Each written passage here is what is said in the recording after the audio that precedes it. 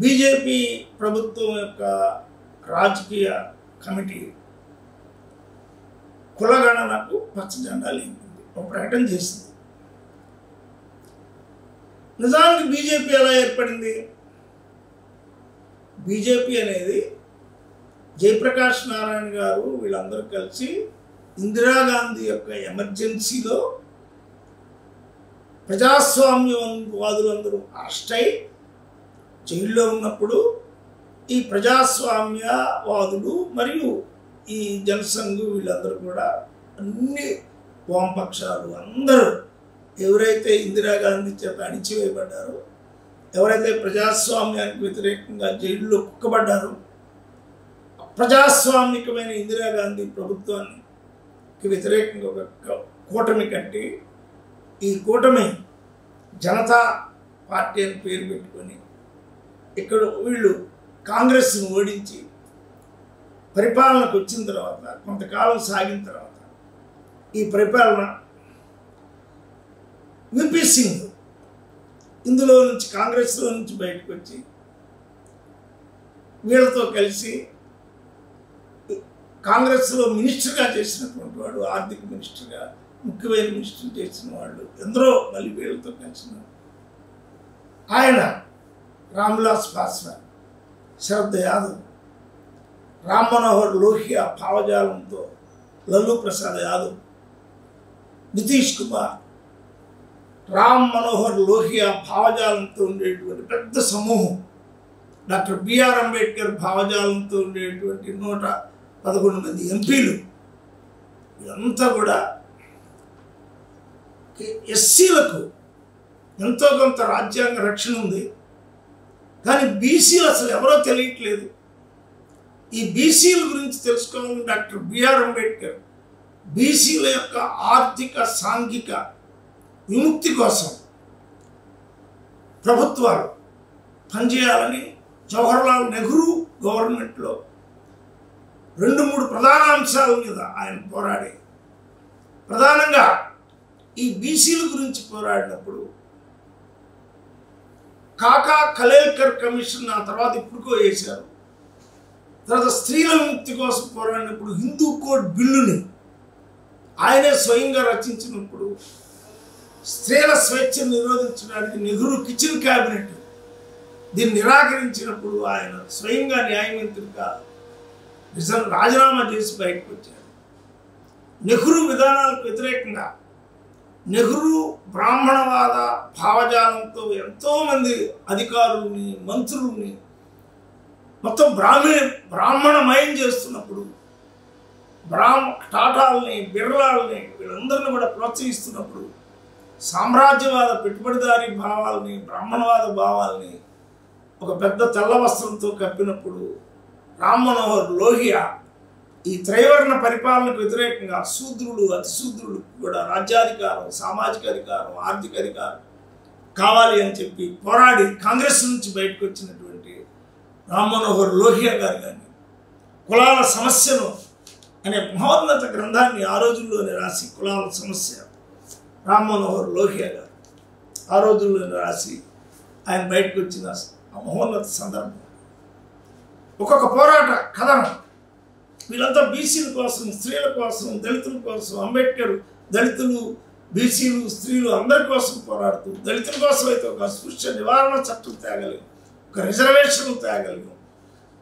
బీసీలకు ఏం లేదన్నప్పుడు రామ్ మనోహర్ లోహియా ఒక మార్వాడి కులానికి సంబంధించిన వాడైన డీ క్యాస్ట్ పై జర్మనీలో ఆయన పిహెచ్డి చేసి ఆయన భారతదేశానికి తిరిగి వచ్చి మరి నెహ్రూకి వ్యతిరేకంగా గాంధీలో కొన్ని భావాలు తీసుకొని అయినా గాంధీని ఇన్ఫ్లుయెన్స్ చేయాలని ప్రయత్నం చేసి ఎంతో కష్టపడి పోరాటాలు చేసి చూస్తే ఈ కాకా కాలేల్కర్ కమిషన్ని లోనబడేశారు. మళ్ళీ మండల్ కమిషన్ వేశారు, ఇందిరాగాంధీ వేసింది, వాళ్ళు తిరిగి చాలా రిపోర్ట్ ఇచ్చారు. ఈ బీసీ కులాలు అవి భారతదేశానికి ఆయువైన కులాలు, అందులో సముద్ర తీర ప్రాంతంలో ఉండేటువంటి బెస్తలు, నేతనేసేటటువంటి చేనేత కార్మికులు, అనేక కులాల పేరుతో పిలువబడేవాళ్ళు, ఇరిగేషన్లో ఉండేటువంటి ఈ ఈ అనేక పేర్లతో పిలువబడినటువంటి అప్పుడు దళితులు కూడా సముద్ర చేపలు పట్టారు, దళితులు మళ్ళీ నేతనేశారు, దళితులు ఇరిగేషన్లో ధవళేశ్వరం అన్ని ప్రాజెక్టుల్లో దళితులు పనిచేశారు, ఆల్ ప్రాజెక్టులో. ఆ దళితుల్లో మళ్ళీ కొంచెం మెరుగైన వాళ్ళంతా బీసీలుగా మారారు. మొదటి వీళ్ళంతా మూలవాసులే. ఆ కేవలం బీసీలుగా మారిన తర్వాత వాళ్ళు ఎంతో కష్టపడి జీవనం చేస్తున్న వారికి అసలు జనాభా లెక్క లేదు, ఆర్థిక స్తోమతనంతా, ఆర్థిక సంపదనంతా లేదు, విద్యను చెప్పించలేదు వాళ్ళకి.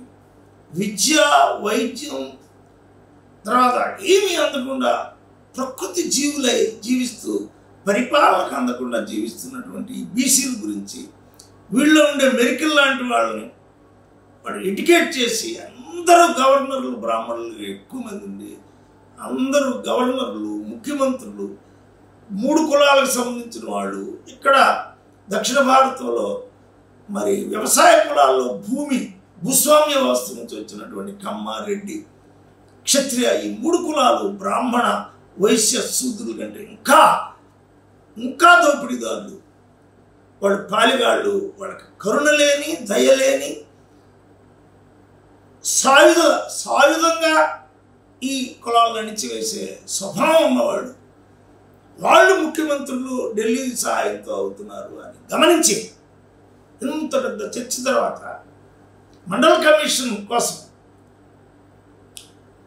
రిపోర్ట్ని బయటికి తీస్తే దాన్ని అనుసరించాలని ప్రయత్నిస్తారు. దాన్ని వ్యతిరేకిస్తూ అప్పటి వరకు జనతా పార్టీలో ఒక శాఖగా ఇంక్లూడే మరి అద్వానీ గారు ఉన్నారు, ఈ పక్క వాజ్పేయి గారు మేధావులు, మరి వాళ్ళిద్దరూ కొంతమందితో కలిసి బయటకు వచ్చారు. ఈ రిజర్వేషన్ తప్పు, ఈ బీసీలు ఉద్ధరణ తప్పు, హిందువులందరూ ఒక్కటే, ఎస్సీ, ఎస్టీ, బీసీ ఈ మొత్తం హిందువులు ఒక్కటే అని, హిందువులు తప్ప కులం లేదు, కులం అసలు పట్టింపు లేదు, హిందువులే. ఈ హిందువుల్లో శాస్త్ర ప్రకారం బ్రాహ్మణ, క్షత్రియ, వైశ్యులు ఈ 3 ఏం పని చెప్పారు? బ్రాహ్మణులు విద్య, క్షత్రియులు పరిపాలన, వైశ్యులు వ్యాపారం. మనుస్మృతిలో ఏం చెప్పబడిందో ఆ చెప్పబడిన దాంతో నడిస్తేనే ధర్మం 4 పాదాల వైపు నడుస్తుంది.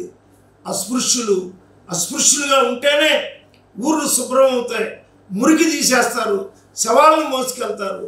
వారికి విద్య అక్కర్లేదు, వాళ్ళు మురికివాడల్లో జీవించాలి. మురికివాడల్లో జీవిస్తేనే మురుగు వాళ్ళ దగ్గరికి వెళుతుంది అన్నంత ఆలోచనలు చేసిన ఆర్ఎస్ఎస్, బీజేపీ నుంచి ఒక పొలిటికల్ రూపం తీసుకురావడానికి ఆర్ఎస్ఎస్, బీజేపీ, ఆర్ఎస్ఎస్ పాకిస్తాన్లో పుట్టింది, అభద్రతలో పుట్టింది. విశ్వ హిందూ పరిషత్ పేరుతో బ్రాహ్మణ వర్గం అంతా కూడా ఏకమై ఈ మనుస్మృతి భావాలు, ఈ మనుస్మృతి బ్రాహ్మణం అస్యముఖమాసిద్ధి, మేము ముఖం నుంచి పుట్టాము, ఈ దేశంలో ఉన్న దేవాలయాలన్నింటిలో గర్భగుడిలోకి వెళ్ళే హక్కు మాకే ఉంది.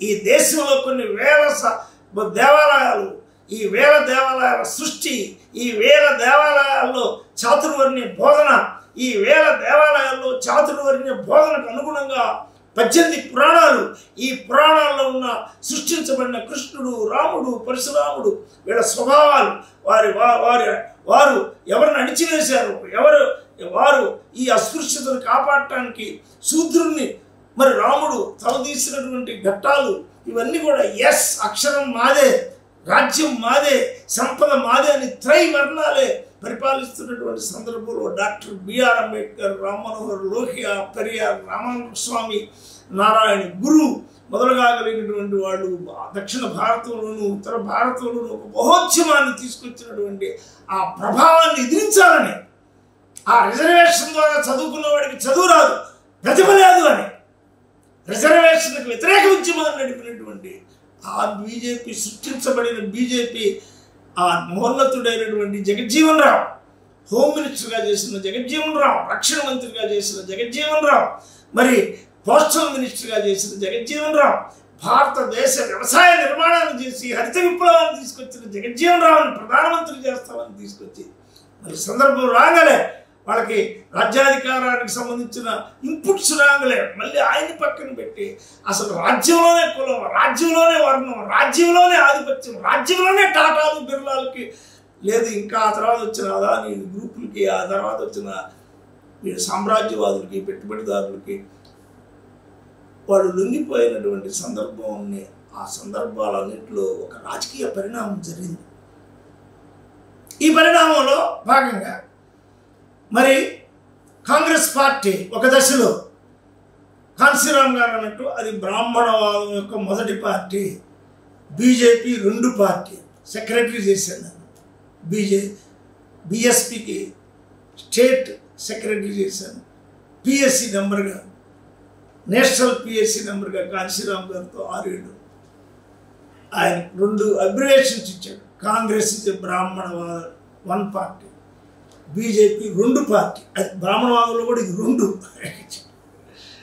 అయితే అనేక పరిణామాల్లో కాంగ్రెస్ పార్టీ ఇందిరాగాంధీ గారు ఉన్నంతకాలం, మరి నెహ్రూ ఉన్నంతకాలం పైకి సోషలిజాన్ని చెప్తూ ఇంటర్నల్గా మరి భూములు పంచకుండా పేదల విద్య విషయంలో చాలా అరకొరగా చేస్తూ, మరి ఇల్లు లేకుండా పేద ప్రజలంతా కూడా ముఖ్యంగా కుల గణన అనేటటువంటి దాన్ని, కుల సంపద గణన లేకుండా, పేదవాడికి అసలు ఇళ్ల స్థలమే లేకుండా, ధనవంతుడు 100 ఎకరాలు ఎలా సంపాదించాడనే సర్వే లేకుండా, స్వాతంత్ర్యం పేరుతో దగ్గర దగ్గర ఆ రోజున 30 కోట్ల మంది జనం, ఆ తర్వాత 100 కోట్లకు వచ్చిన తర్వాత 70% మంది ఆర్థిక పేదరికంలో, దారిద్ర్యంలో, దగ్గర దగ్గర 60% మందికి అక్షరాలే రాని వాళ్ళు, దగ్గర దగ్గర 55% మందికి అసలు ఇల్లే లేని వాళ్ళు,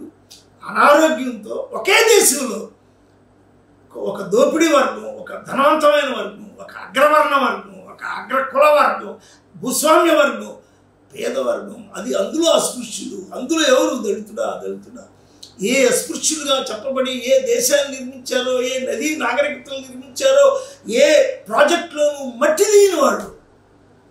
భారతదేశంలో కొన్ని లక్షల కోట్ల ఎకరాల భూమి పండుతుందంటే ఎక్కడ ఈ ఇరిగేషన్లో గోదావరి, కృష్ణ, తుంగభద్ర అనేక నదులు, ఈ నదులు ఎక్కడ కూడా ప్రాజెక్టులుగా రూపొందినప్పుడు, పంచవర్ష ప్రణాళికలో నెహ్రూ ప్రాజెక్టులు చేసినప్పుడు కూలీలందరూ ఎవరు లిస్టు బయట పెట్టారు. ఈ మధ్యలో సర్ ఆర్థర్ కాటన్ వచ్చి మొత్తం పేద ప్రజల చేత మట్టి మోయించి కాలువ తీసినాక భూములన్నీ క్షత్రియుడికి వెళ్ళిపోయారు.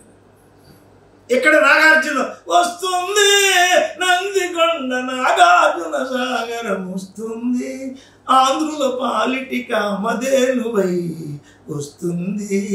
నేను చిన్నప్పుడు 1967 ఆ ప్రాంతంలో ఇటువంటి పాటలు చివరికి వచ్చినాక ఓ భూములన్నీ కమ్మవారికి, కొద్దిగా రెడ్లకి వెళ్ళి ఎస్సీలకు భూమే లేదు, యాదవులకు భూమి లేదు, దస్తలకు భూమి లేదు, చాకళ్ళు, మంగళ్ళు, ఎరుకుల, యానాది, చచ్చర, సబర, ఆది ఆంధ్ర, ఆదిరావిడ, అనాముకు, ఆరిమాల, భృగజంగం, బుట్కజంగం అంతా వాళ్ళ పాలేరులుగా, వాళ్ళ బానిసలుగా బతికేటటువంటిగా ఒక గోదావరి, కృష్ణా నది తరంగ ప్రవాహాలు పాటలు పాడే భజంత్రీలంతా ఓహో ఓహో గోదావరి వచ్చింది, ఓహో కృష్ణాది వచ్చింది. ఏమి వచ్చింది? అస్పృశ్యత వచ్చింది. పేద ప్రజలకు విద్య లేదు. డాక్టర్ బిఆర్ అంబేద్కర్ ఇచ్చిన రిజర్వేషన్లో ఏ కొద్ది మందో చదువుకొని పైకి వస్తే వాళ్ళ మీద ద్వేషం, మాత్సర్యం, క్రోధం. అటువంటి పరిస్థితుల్లో కారంచేడులో 1985లో ఆ కృష్ణా జిల్లా, ఆ కృష్ణా వాటర్ నుంచి వచ్చి ఎడమ కాలువ, కుడి కాలువ, ఇటు వచ్చినప్పుడు, ఎడమ కాలువ వచ్చినప్పుడు ఇటు మున్నూరు కోపులు, రెడ్లు, ఇటు తెలంగాణలో భూములు 100 ఎకరాలు, 50 ఎకరాలు సంపాదిస్తాయి. ఇటు వచ్చి కమ్మారెడ్డిలు భూములు సంపాదిస్తాయి.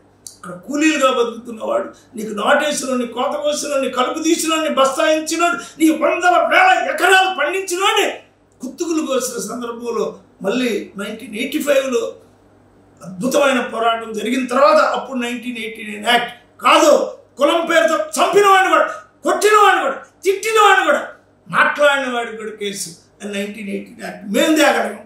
అంబేద్కర్కి ఆంధ్రప్రదేశ్ దళిత మహాసభ ఒక ట్రాన్స్ఫర్మేషన్ తీసుకొచ్చింది. ఇంత పెద్ద స్టోరీ ఉంది అంటే మారుతూ వస్తారనడానికి అసలు అస్పృశ్యతే ఉంది అన్న దేశంలో 1949, 1950 వచ్చేటప్పటికి అస్పృశ్యత నేరం అని అంగీకరించడం తప్పలేదు. అస్పృశ్యత ఉంది, ఇట్స్ ప్రూవ్. అంటే దీని మీద పరిశోధన చేసిన వాళ్ళంతా ఫస్ట్ జిహెచ్ హట్టన్ పరిశోధన చేశాడు. అసలు ఏంటి అస్పృశ్యత ఏంది, క్యాస్ట్ ఏంటని, caste and race in India అని చెప్పి జిఎస్ గురే అసలు ఏంటి భారతదేశంలో ఈ క్యాస్ట్ ఎక్కడి నుంచి వచ్చింది, రేస్ ఎక్కడి నుంచి వచ్చింది. జిఎస్ గురే అంబేద్కర్కి ముందే పరిశోధన చేసిన వాళ్ళంతా ఇది ఉంది అంతే, ఇది ఉంది అని చెప్పారు. అంతేకాదు Thurstone south Indian caste and tribes in India అనే పెద్ద పరిశోధన చేసిన తర్వాత ఇవి వింతుకున్నాయి అంత కొంత లోతుకి వెళ్ళారు. ఇవి ఎలా ఏర్పడ్డాయి, ఏది ఏర్పడిందో అదంతా నిర్మూలించబడుతుందని doctor BR Ambedkar. That is philosophy. The philosophy it self is annihilation of caste theory. Theory of annihilation of కాస్ట్కి వెళ్ళి మేము కులం ప్రత్యామ్నాయ సంస్కృతి అనే గ్రంథం రాశాను. Caste alternative culture. కులానికి మళ్ళీ ఒక ఆల్టర్నేటివ్ కల్చర్ ఉంది, ఒక సంస్కృతి ఉంది. ఏంటి ఆల్టర్నేటివ్ కల్చర్? ఒక పక్క చట్టాల కోసం పోరాడుతున్నాయి కాక కాస్ట్ అండ్ ఆల్టర్నేటివ్ కల్చర్ 1989లో ఈ డాక్యుమెంట్ తీసుకొచ్చింది ఆంధ్రప్రదేశ్ దళిత మహాసభ. ఇది ఇంగ్లీష్లో కాస్ట్ అండ్ ఆల్టర్నేటివ్ అనే గ్రంథం వచ్చినాక భారతదేశంలో ప్రపంచంలో ఒక పెద్ద చర్చ చేయాలి. దళిత ఉద్యమానికి ఒక చార్వాక ఉద్యమం, ఒక బౌద్ధ ఉద్యమం, ఒక జైన ఉద్యమం, యాంటీ వైదిక్ movements, anti brahminical movements, anti brahminical పాలిటిక్స్కి ఆల్టర్నేటివ్ పాలిటిక్స్. బ్రాహ్మణ్ పాలిటిక్స్కి త్రైవర్ణాలే, చాతుర్వర్ణాలే, భూస్వామి కులాలే పరిపాలించాలి, మిగిలిన వాళ్ళకి భిక్ష వేస్తాం, మిగిలిన వాళ్ళకి ఇప్పుడు బియ్యం పెడతాం, మిగిలిన వాళ్ళకి అన్నం పెడతాం, మీరు బానిసలుగా బతకండి, మీకు భూములు ఇవ్వం, మీ పిల్లలకి విద్య చెప్పించాం, మీకు ఉద్యోగాలేమో, దేశంలో ఉన్న ఉద్యోగాలన్నీ మావే, దేశంలో ఉన్న ప్రతిభ మాదే, మేము ప్రతిభావంతులు అని చెప్పిన దానికి ఆల్టర్నేటివ్ మీరు ప్రతిభావంతులే కాదు, ఈ దేశాన్ని దోచుకున్న శక్తులు మా శ్రమ అంతా దోచుకొని మా ప్రతిభలన్నీ కాజేసి మీరు ఇలా అయ్యారు. This is caste and alternative. Caste and alternative గ్రంథంలో మేము ప్రతిపాదించిన తర్వాత ఇది పెద్ద చర్చనీయాంశమైంది. ఆ తర్వాత 1991లో చుండూరు జరిగినప్పుడు మేము చలో ఢిల్లీ పిలిపించినప్పుడు అక్కడ పేరుకి అది ఒక కులానికి వ్యతిరేకమైన ఉద్యమమైన అది ఎస్టీ ఎస్సీ బీసీ రాజకీయ శక్తులన్నీ అక్కడే ఆ బోట్ క్లబ్లో దళిత మహాసభ ఏకం చేసింది. రామ్విలాస్ పాస్వాన్, విపి సింగ్, శరద్ యాదవ్, ధర్మవీర్, ఇటు కేరళ నుంచి దాస్, అటు ఏల్మలై తమిళనాడు నుంచి మొత్తం భారతదేశంలో ఉన్న వాళ్ళందరూ ఏకమై ఎస్ ఉట్టి దళితులే కాదు ఈ బీసీలను కూడా బీసీలను కూడా మనం రిజర్వేషన్ సాధించాలి, ఈ మండల కమిషన్ ముందుకు తీసుకెళ్ళాలి. ఆ తర్వాత 1988లో కాంశీరామ్ గారు మేము కలిసిన తర్వాత 1984లో పొన్నూరులో కాంశీరామ్ గారితో అంబేద్కర్ విగ్రహాన్ని ఆవిష్కరించి 84 నుంచి 88 చర్చలు జరిగిన తర్వాత బహుజన సమాజ్ పార్టీ యొక్క ముఖ్య ఉద్దేశం 40 రోజులు మండల కమిషన్ సాధించాలి అనే బోట్ క్లబ్లో దళిత మహాసభ బీఎస్పీతో మెర్జై వర్క్ చేసింది. ఆ బోట్ క్లబ్లో జరిగినటువంటి మహోన్నతమైన పోరాటంలో విపి సింగ్ గారు, శరద్ యాదవ్, అప్పటికే లల్లూ ప్రసాద్ యాదవ్, నితీష్ కుమార్ భారతదేశంలో గుణాత్మకమైన మార్పులకి రామ్ మనోహర్ లోహియా అంబేద్కర్ చేసిన రాజ్యాధికారం అనేటటువంటిది ఒక చేతుల్లో ఉండటానికి వీల్లేదు అనే ఆ 10 సంవత్సరాల్లో దగ్గర భారతదేశంలో 16 రాష్ట్రాల్లో బీసీలు ముఖ్యమంత్రులు ఏర్పడ్డారు. ఒక్క ఈ కమ్మారెడ్డిలు ఇద్దరు మేము తప్ప చచ్చిపోయేదాకా మేము తప్ప ఎవరు ముఖ్యమంత్రులు కావడానికి లేదని వీళ్ళిద్దరే పాపం ఈ 2 రాష్ట్రాల్లోనే ఇది జరుగుతూ వచ్చింది. మిగిలిన ఒక మంగళి ఇవాళ తమిళనాడు పరిపాలిస్తున్నాడు. ఒక బీసీ కులానికి సంబంధించిన ఇవాళ కర్ణాటకను పరిపాలిస్తున్నాడు. ఒక డీకాస్టిఫైడ్ విజయన్ ఇవాళ కేరళను పరిపాలిస్తున్నాడు. ఒక నితీష్ కుమార్ మొదటి ఈ బీసీ కులగణన బీసీలకు కూడా కులగణన జరగాలి అని చట్టం పెట్టినటువంటి నితీష్ కుమార్ ఒక యాదవుడు ఇవాళ బీహార్ ఆయనకు వ్యతిరేకంగా తేజస్వి యాదవ్ బీహార్, అక్కడ మాయావతి ఒక దళితురాలు 4 సార్లు ముఖ్యమంత్రిగా చేసింది. అప్పుడు అభిషేక్ యాదవ్ ఒక యాదవుడు అక్కడ పరిపాలిస్తున్నాడు. అంటే ఒక గుణాత్మకమైన మార్పుకి దారితీసింది అంబేద్కర్ పెట్టినటువంటి రాజ్యాంగంలో పెట్టిన సూత్రం.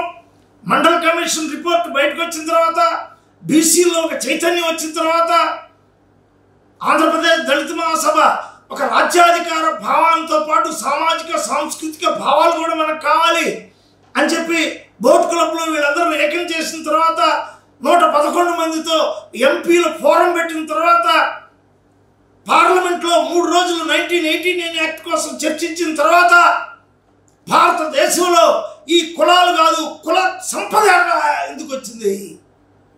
అప్పుడు కారంచేడు డాక్యుమెంట్లోను చుండూరు డాక్యుమెంట్లోను ప్రధానంగా ఎందుకు కారంచేడు వాళ్ళు చంపగలిగారు? ఒక దళితుల్ని వీరుల్ని యుద్ధాలు చేయగలిగిన వాడు, కత్తులతో కటారులతోనే కాదు, బర్సులతోనే కాదు, గండ్రగొడ్డలతోనే కాదు, విహారం చేయగలిగిన వాడిని. పల్నాడులో ఉండేటువంటి కన్నమ్మ దాసు యొక్క ఆ వారసుల్ని బొబ్బిలి యుద్ధాల్లో మహోన్నతమైన సైన్యమైన వారిని, కృష్ణదేవరాయల దగ్గర ఏనుగులు నడిపిన వారిని. ఈ దళితులు పేరుకి అస్పృశ్యులైన మొత్తం సైన్య విభాగాల్లో మహర్లు అని పరిశీలించినప్పుడు బీజేపీ కేవలం రిజర్వేషన్లకు వ్యతిరేకంగా పార్టీ ఏర్పడిన బీజేపీ ఆ తర్వాత స్ట్రాటజికల్గా చాలా మార్పులు చేసి మళ్ళీ గురిగాకి తప్పలేదు. తర్వాత కాంగ్రెస్ కూడా బ్రాహ్మణవాదం వన్ పార్టీగా ఉన్నటువంటి కాంగ్రెస్ కారంచేడు బాధితులతో మేము రాజీవ్ గాంధీ దగ్గరికి తీసుకెళ్ళినప్పుడు, ఆ తర్వాత పివి నరసింహరావు గారితో డిబేట్ చేసినప్పుడు, చుండూరు పోరాటంలో విపి సింగ్ గారితో లండన్లో శత జయంత్యోత్సవంలో ముగ్గురు ప్రధానమంత్రులతో మాట్లాడగలిగిన ఆంధ్రప్రదేశ్ దళిత మహాసభ గుణాత్మకమైన మార్పు. ఈ దేశంలో కేవలం ఎస్సీలు దళితులు కాదు, బీసీలు ఒకనాటి దళితులే బీసీలుగా రూపొందారు. వాళ్ళందరూ ఒకటే మూలవాసులే. They are all. ఆ తర్వాత హిందూయిజ్ చేశారు, వాళ్ళని హిందూ భావజాలానికి గురి చేశారు. నిజానికి వీళ్ళందరూ బౌద్ధులు అని పుస్తకం నిరూపించింది. ఒక కుండలు చేసేవాడు బౌద్ధుడు, ఒక శిల్పి బౌద్ధుడు, ఒక నేత వేసేవాడు బౌద్ధుడు, ఒక ఇరిగేషన్ సాధించిన వాడు బౌద్ధుడు, పంటలు పండించి చైత్యాలు చేసి అందరూ సంపద, అందరూ శాతవాహనులు విష్ణుగుండిన్లు వాళ్లే కాదు, మౌర్య వంశంలో సంపదను ఊరు పంచుకొని అందరూ సంపదను ఒకేసారి పంచుకొని వస్తు మార్పిడి, వాడు బెల్లం పండించిన వాడు వీడికి, వస్తువు పండించిన వాడు వాడికి జీవించిన ఒక మహోన్నత దాన్ని వర్ణ వ్యవస్థతో చేసినటువంటి దాన్ని మళ్ళీ పునరుద్ధరించాలని బీజేపీ ఆర్ఎస్ఎస్ ప్రయత్నం చేసింది. అనేక ప్రయత్నాలు చేసింది ఈ దశాబ్దంలో. కానీ కాంగ్రెస్లో గుణాత్మకమైన మార్పు వచ్చింది. బీజేపీ ఎప్పుడు వచ్చిందో రాహుల్ గాంధీ, సోనియా గాంధీ, రాహుల్ గాంధీ, మన్మోహన్ సింగ్ అంతకుముందు కొంత చట్టబద్ధమైన అంశాలు రూపొందిస్తూ వెళ్ళాడు. చట్టబద్ధమైన అంశాలను రూపొందిస్తూ వెళ్ళాడు. ఆయన ఇన్ఫర్మేషన్ యాక్ట్ తీసుకొచ్చాడు. ఇన్ఫర్మేషన్ యాక్ట్ తీసుకొచ్చిన తర్వాత ఎన్నో మార్పులు వచ్చినాయి. కుంభకోణాలు బయటపడ్డాయి. ఎవరు చేశారు ఈ కుంభకోణాలు? మొత్తం ఈ త్రైవర్ణాల్లో వాళ్ళు ఎక్కువ మంది చేశారు. అటు శరద్ పవార్, ఇటు మమతా బెనర్జీ కాంగ్రెస్ పార్టీ నుంచే బయటకు వచ్చిన వాళ్ళు కాంగ్రెస్ యొక్క మూలాల్ని ఆ బ్రాహ్మణవాద భావజాలానికి వ్యతిరేకంగా పోరాడుతున్న సమయంలో మల్లికార్జున్ ఖర్గే ఒక దళితుడు ప్రెసిడెంట్ అయిన తర్వాత కాంగ్రెస్కి, రాహుల్ గాంధీ అంబేద్కర్ని చదవడం ప్రారంభించిన తర్వాత, రాహుల్ గాంధీ మరో పక్క బ్రాహ్మణవాద ఎకనమిక్ చెప్పేటటువంటి చిదంబరం కూడా కొంత మార్పు చెందిన తర్వాత, మరో పక్క శశి థరూర్ అంబేద్కర్ మీద బుక్కు రాసిన తర్వాత, కాంగ్రెస్లో ఉండేటువంటి కొప్పుల రాజు లాంటి వాళ్ళు ఐఏఎస్ ఆఫీసర్లుగా 89 యాక్ట్ కోసం పోరాడినటువంటి వాళ్ళు, అమలు జరిపినటువంటి వాళ్ళు, అస్పృశ్యత నివారణ కోసం గ్రామాల్లో పోరాడిన ఆఫీసర్లు కొంతమంది రిటైర్డ్ అయినాక అందులో చేరిన తర్వాత ఒక గుణాత్మకమైన మార్పు కాంగ్రెస్లో వచ్చింది. తప్పకుండా ఆర్ఎస్ఎస్ మీద, బీజేపీ మీద, విశ్వ హిందూ పరిషత్ మీద కాంగ్రెస్ ప్రభావం ఉంటుంది రాజ్యం కావాలి అనే ఉద్దేశంతో. అయితే రాజ్యం కావాలన్నప్పుడల్లా మార్పు వస్తుంది. 400 తెస్తున్నామని ప్రకటించిన వాళ్ళు ఒక్కసారిగా 300 లోపుకు పడిపోయిన తర్వాత ఏంటి రాహుల్ గాంధీ అనేటటువంటి వాడు ఒక ఇంపీరియలిస్టిక్ నెహ్రూ, ఇందిరాగాంధీ మండల కమిషన్కి, కాకా కలెక్టర్ కమిషన్కి, బీసీలకి ఎవరికి ఏ విధమైన అవకాశం ఇవ్వకుండా ఒకసారి సంజీవికి ఇచ్చి, మళ్ళీ రెడ్లకే ఇచ్చి, సంజీవి రెడ్డిని తీసుకొచ్చి, బ్రహ్మానంద రెడ్డిని తీసుకొచ్చి, తర్వాత చెన్నారెడ్డిని తీసుకొచ్చి, చివరికి రెడ్డి అనే పేరున్న చివరికి జనార్దన్ రెడ్డిని తీసుకొచ్చి, రెడ్డి అని పేరుంటే ముఖ్యమంత్రి ఇచ్చేసి బీసీ అనేవాడికి ఇవ్వకుండా కాంగ్రెస్ పార్టీ ఉన్నటువంటి పార్టీ ఎందుకు గుణాత్మకంగా మార్పు చెందింది అంటే రాహుల్ గాంధీలోను వాళ్ళ చెల్లెల్లోనూ తప్పకుండా ఈ దళిత ఉద్యమం యొక్క, సామాజిక ఉద్యమాల యొక్క, సాంస్కృతిక ఉద్యమాల యొక్క, బహుజన ఉద్యమాల యొక్క, మండల కమిషన్ అనంతరం బహుజనుల యొక్క చేసిన అనేక ఉద్యమాల యొక్క, యూనివర్సిటీలో పనిచేస్తున్న ప్రొఫెసర్లు, యూనివర్సిటీలో పనిచేస్తున్నటువంటి ప్రతివాదకులు, యూనివర్సిటీలో పనిచేస్తున్నటువంటి అనేక మంది దళిత బహుజనులందరి ప్రభావం తప్పకుండా ఇది అంబేద్కర్ లోహియా విజయంగా కూడా మనం చెప్పచ్చు. ఆర్ఎస్ఎస్ ఆ మధ్యకాలంలోనే మేము కులాల గణనకు ఒప్పుకుంటున్నాం. కులాల గణన చాలదు ఈ దేశంలో, కుల ఆర్థిక గణన కావాలి. ఒక కమ్మవారికే అంబేద్కర్ చెప్పాడు, తక్కువ కులం కమ్మవారు, వాళ్ళు ఆర్థిక సంపద ద్వారా మిగిలిన కులాలందరినీ బానిసలు చేసుకుంటారు. రెడ్లు తక్కువ కులం, 3% or 4% ఉన్నారు కమ్మవారు, కానీ 85% ఉన్నటువంటి దగ్గర 52% ఉన్నటువంటి బీసీల మీద పెత్తనం చేస్తున్నారు. ఇంతవరకు ముఖ్యమంత్రి ఇవ్వలేదు, ఇంతవరకు ఉప ముఖ్యమంత్రి ఇవ్వలేదు, నిన్న ఉప ముఖ్యమంత్రి కూడా ఇవ్వలేదు. చివరికి భూములు పంచలేదు, చివరికి మొత్తం కోస్తానంతా ఆక్యుపై చేసేస్తున్నారు. అన్ని బోట్లు, అన్ని భీమునిపట్నం, మచిలీపట్నం అన్ని క్యాప్చర్ చేస్తుంది ఒకే కులం. అటు చూస్తే రెడ్లు అక్కడ, ఇటు నల్గొండలో అన్న తమ్ముడు ఇద్దరు 2 పార్టీలు, మళ్ళీ రెడ్డే. నిజామాబాద్లో రెడ్డే, ఖమ్మంలో రెడ్డే. కొంతమంది బ్రాహ్మణులే, కొంతమంది ఒకటి కమ్ముల్ని, ఓ బీసీలని, ఓ 10 యాదవులు, 16 మందికి ఇచ్చినట్టు ఇచ్చి రాజ్యం వాళ్ళు చేస్తున్నారు. అంటే ఏమిటిది?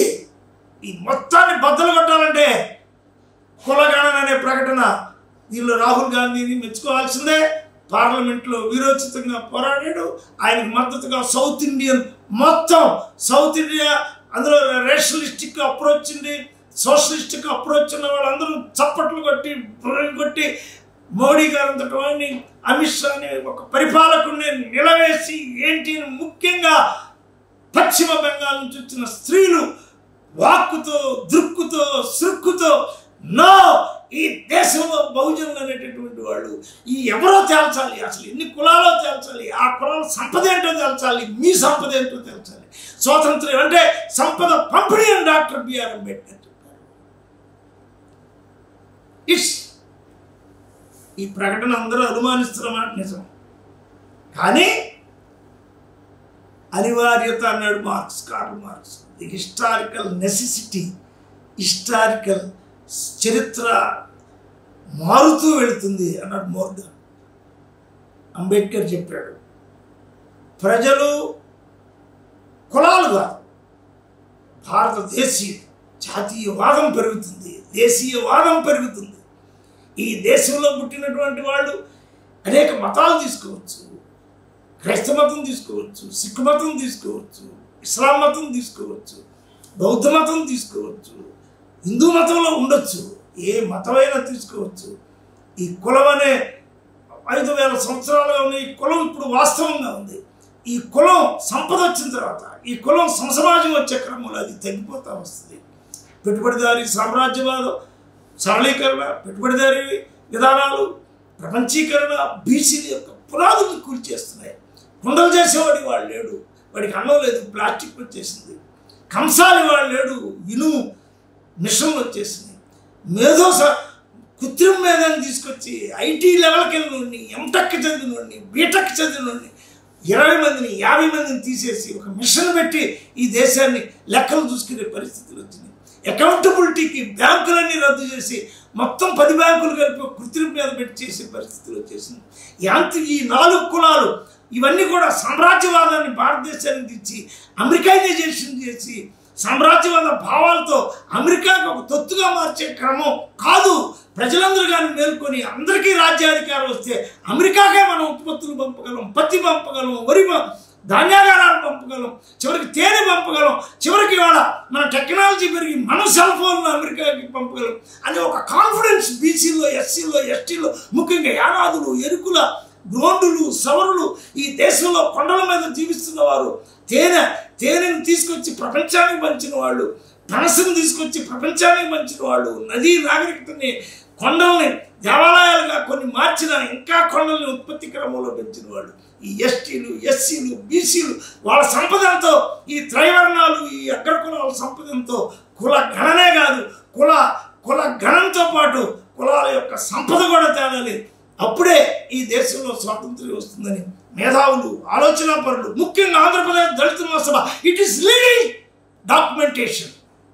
భారతదేశంలో అనేక పరిణామాలకు ఒక డాక్యుమెంటేషన్గా లుంబిని వనం పనిచేస్తూ ఉంది.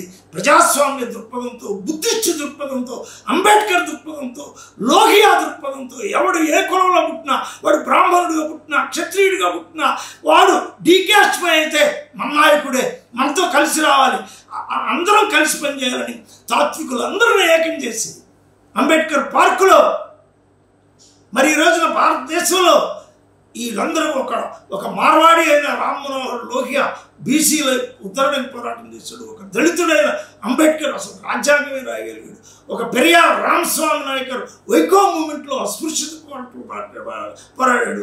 ఒక ఈడి కులకు సంబంధించిన నారాయణ గురు గుడిని బడి చేశాడు. ఇవాళ బళ్ళు చేయాల్సిన అవసరం ఉంది, భూములు పంచాల్సిన అవసరం ఉంది, సంపద డిస్ట్రిబ్యూట్ చేయాల్సిన అవసరం ఉంది, విద్య అందరికీ సమానంగా కావాల్సిన అవసరం ఉంది, గ్రామంలో పాఠశాల పెట్టాల్సిన అవసరం ఉంది, ఇంటింటికి లైబ్రరీ తిరగాల్సిన అవసరం ఉంది. ఈ మార్కెట్ మాయాజాలం నుంచి, అమెరికనైజేషన్ మాయాజాలం నుంచి బయటపడి ఈ కులగణన, ఆర్థిక గణంతో కూడా, సంపద గణంతో కూడా మరో చట్టం వచ్చి వీళ్ళని ఎక్కువ మంది నమ్మరు కాబట్టి వీళ్ళు వెంటనే డేట్ ఫిక్స్ చేసి 2 సంవత్సరాల లోపల దీన్ని పూర్తి చేస్తామని ఆ కమిషన్ని క్లియర్ చేసి అందరిలో నమ్మకాన్ని కలిగించుకోవాల్సిన బాధ్యత ప్రభుత్వానికి ఉంది. లేకపోతే నాయకుడు అనేటటువంటి వాడు ప్రకటన అనేటటువంటిది కేవలం ప్రకటనగా మిగిలిపోతే ప్రజలు విశ్వసించరు. డాక్టర్ బిఆర్ అంబేద్కర్ మార్గంలో రాజ్యాంగం ప్రతిఫలిస్తుంది. రాజ్యాంగమే జ్ఞాన సూత్రం, రాజ్యాంగమే సంపద పంపిణీ సూత్రం, రాజ్యాంగమే మానవ సమాజ ఐక్యతకు మూలం, రాజ్యాంగమే జాతీయవాదం, రాజ్యాంగమే జాతి రక్షణకు మూలం. ఆ రాజ్యాంగం ప్రతిఫలిస్తుందని ఆశిస్తాం.